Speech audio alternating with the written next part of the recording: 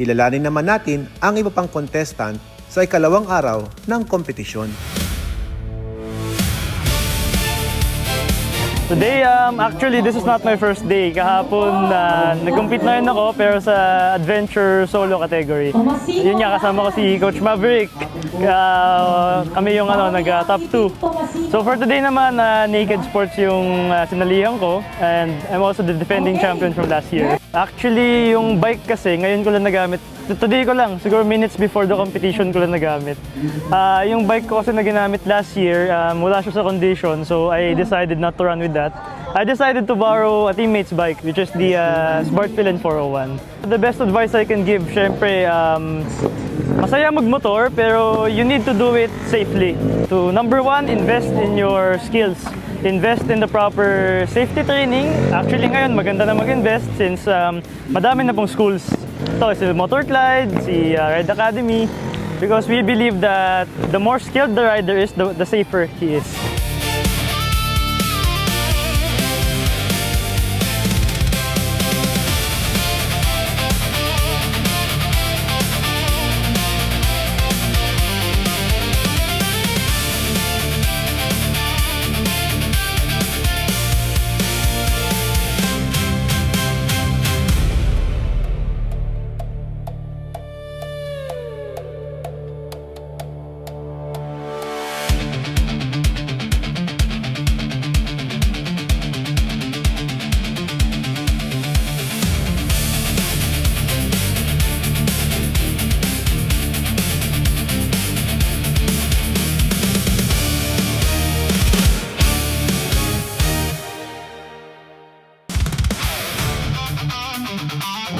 Matapos ang aming first and second round for elimination, it's time for the Influencer Category Championship. Nandito tayo ngayon sa booth ng Bristol Motorcycles at dito pwede tayo mamili kung ano yung pwede natin gamitin kapag magkikipag-compete na tayo. So ako, ang napili ko, since meron na akong 400G, gusto ko naman matry itong Cove 800. Sabi nila, kahit na 800cc ito, no? So dapat mas mabigat siya dito sa 400G. Pero kapag daw dinrive mo itong Cove 800, napakagaan daw. So mamaya mapapatunayan natin kung kumusta ang performance, kung goods ba o hindi, at kung talaga bang magaan kapag ginagamit. Let's go! You will have 2 runs. May dalawang chance po kayo. 2 runs po tayo. Best time. Ngayon, tayo na yung next na magpe-perform. Gamit natin itong Bristol Cove 800. Sabi nila magaan daw ito. At kung magaan, alam nyo naman kapag ganitong klaseng truck ang dadaanan mo, kailangan magaan at madaling i-drive. So tara, pipili na tayo doon. Let's go. Alright. Bike check. All gear safe. Okay, check muna nila. Okay, buti na lang mayroong ganito. So, dalawang round ito. Yung first round natin, dry run lang muna. Team Manivela. Ayan, buti na lang ganito. 2, 1, go! Matetesting natin yung truck.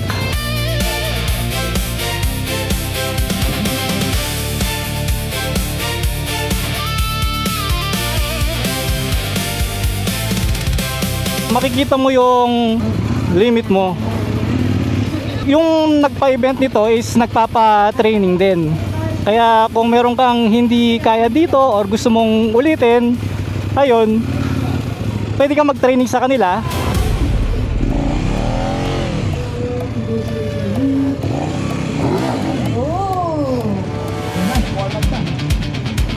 Sumasayaw ang motor. Ito makarinig. Oo.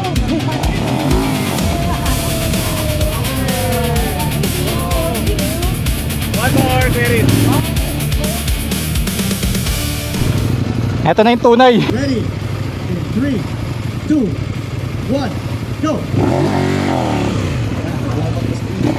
Slow start. Second.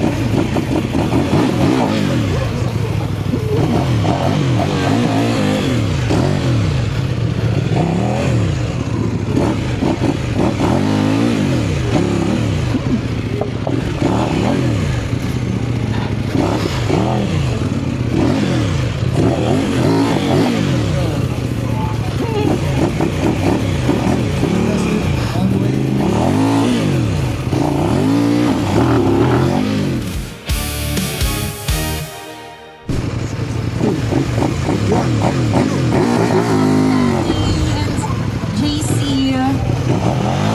Yan dapat, pag nakaangkas, may helmet pa din. Oo.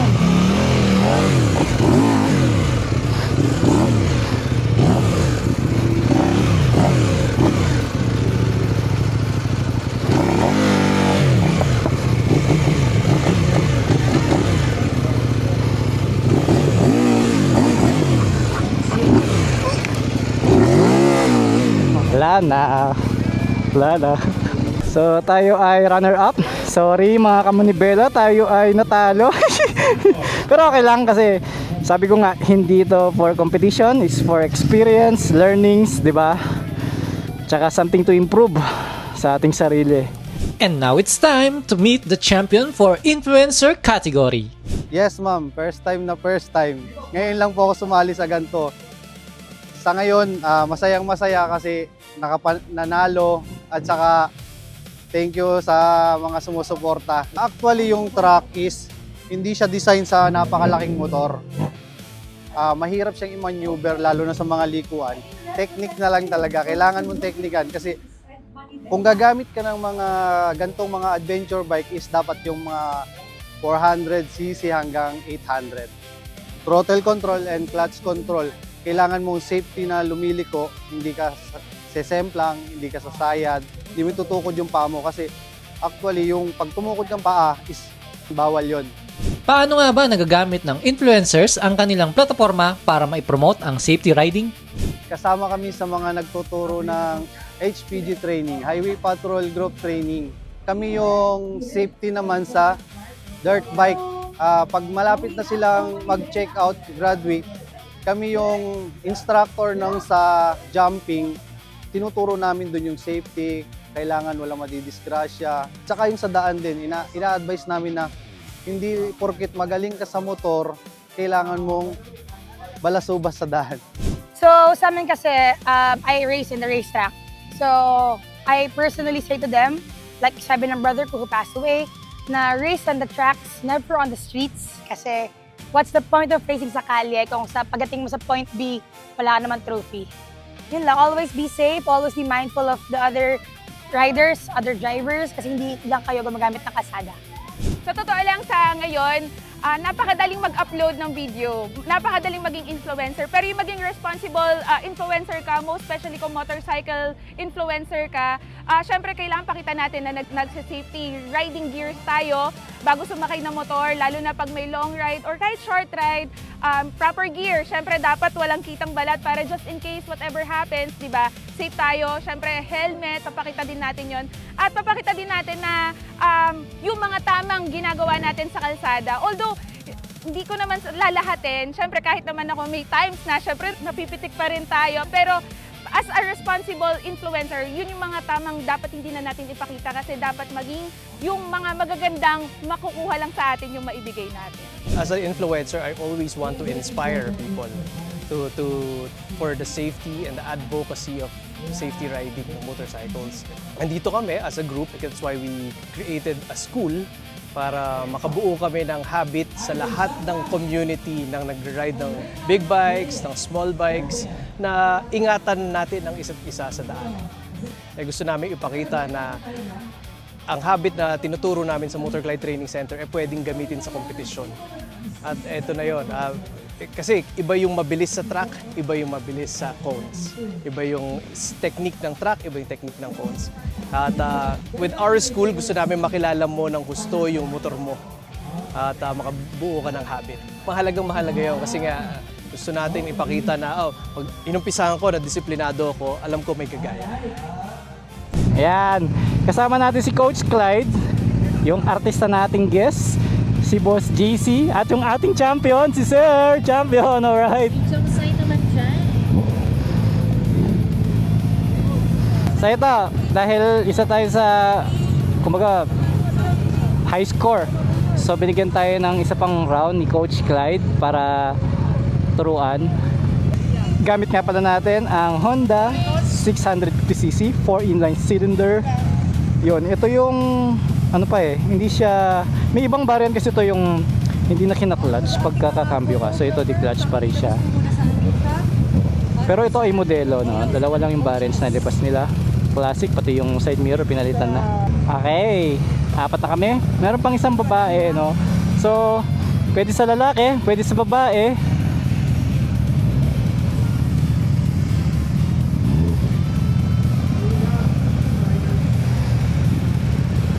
Yan, oh.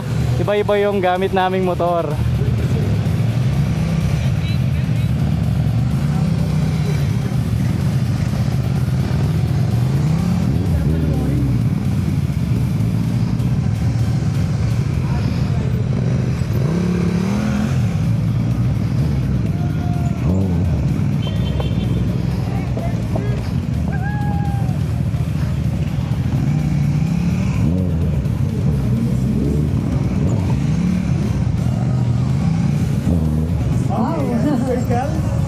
Dalawang circle yan.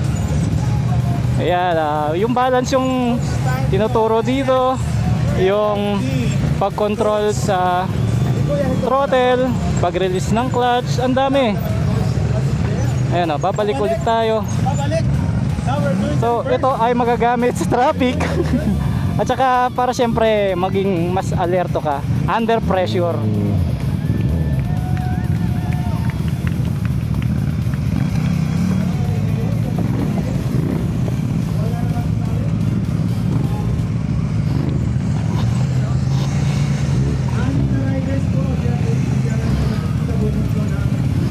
Ay!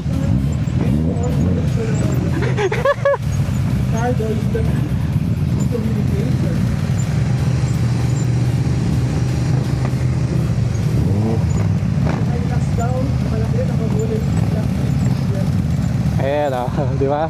So yung pagtuturo nila dito, talagang dinedemo nila. Pinapakita nila sa inyo yung correct talaga. May sample, kumbaga, di ba? Hindi yung by the book lagi. Ipapa-experience talaga sa inyo. Bilang recap, napahalagahan natin ang ating skills upang hindi po tayo mapahamak sa kalsada. Overall event for these 2 days, napakaganda po at masaya dahil zero accident po tayo, wala tayong fatalities. And dito po nas i-enhance ng ating mga rider ang pagpapakita ng kanilang skills sa maneuvering, lalo-lalo na sa mga tight turns, sa mga slalom. And hindi lang po tayo puro pagpapabilis. Nakikita rin po ang proper technique kung paano natin i-turn ang ating manibela na nakalock, ang pagpipreno. And then ligtas po tayo dahil hindi po tayo sumisemplang katulad ng mga ibang mga nagmamaneho dyan sa kalsada na hindi po aral at hindi nagtitraining. We welcome you to join us next year. It's gonna be a big event. Marami po tayong mga bagong unique na mga categories para mas exciting po ang ating ginagawa. Taon-taon po ginagawa natin to and every year nagle-level up po tayo. And considering na may mga technique po tayo katulad ng duo, mga relay, napapakita po natin ang iba't ibang klaseng motor na kahit anong klaseng motor, kayang-kaya po siyang dalhin basta magaling po ang ating rider, nakapag-training and nagiging mas skillful po siya sa pamamagitan ng pagpapractice at ginagawa ang tamang disiplina sa kalsada. At diyan nagtatapos ang ating 2-day competition. Kaya kung sa kalsada ay gusto mong mag-succeed, let's practice our skill before we speed. Di baling mabagal ang takbo basta ligtas at sigurado. Kaya see you again next year sa 5th edition ng National Riding Skills Competition. At laging tandaan, mata sa kalsada, kamay sa manibela.